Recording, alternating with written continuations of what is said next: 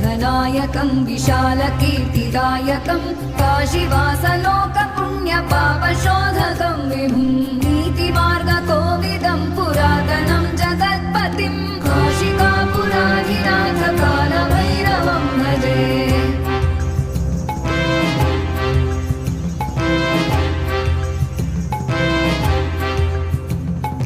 कालभैरवाष्टकं पठन्ति